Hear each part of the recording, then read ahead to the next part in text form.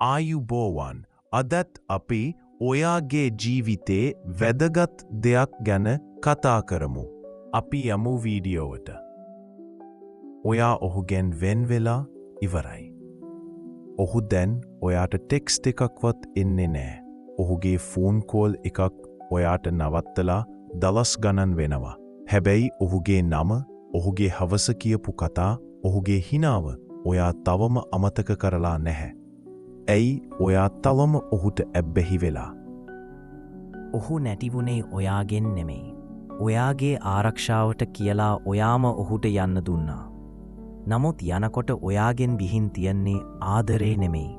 ඔයාගේ හීන, ඔහු එක්ක හදපු අනාගතය, ඔහු එක්ක ගොඩවෙන්න හිතපු කුතාලෝකය.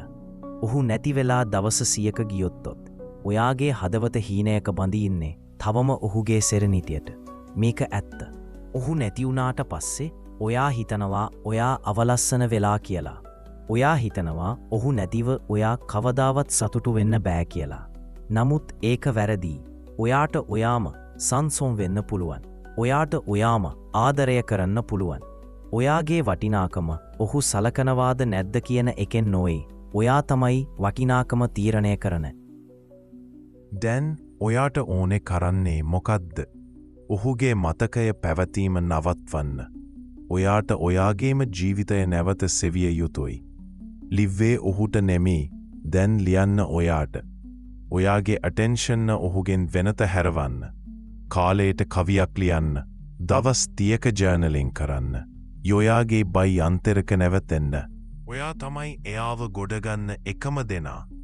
ඔහුට හරිවෙන්නේ නැහැ කියලා ඔයා හිතනවා නම් ඒ හැඟීම වෙනුවට ඔහු නැතිව මට හරිවෙන්න පුළුවන් කියන එකයි රිපීට් කරන්න. හීලිං කියන්නේ දවසකින් වෙන්නේ නෑ. හැබැයි ඔයාට හීලිං වෙන්න පුළුවන් සෑම දවසකම ඔයා මොකක් හරි දායක දෙයක් කරනවා නම්. ඔහු නැතිව ගිය වුණාට ඔයා තවම ඔහුට ඇබ්බැහි වෙලා ඉන්නේ.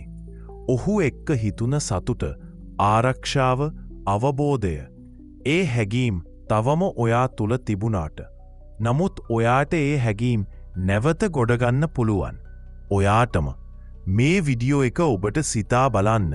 ඔබේ ජීවිතයට ආදරයෙන් හැසිරෙන්න. සහ බිරා දැක්කා වගේ හැඟීම් වලින් මිදෙන්න උදව් වේවි කියලා අපි බලාපොරොත්තු වෙනවා. සබ්ස්ක්‍රයිබ් කරන්න කාම් සිංහල විඩියෝ සීරීස් එකට. ඔබට සංසුන් වීම, ආලෝකය සහ ප්‍රේමය ලැබේවා.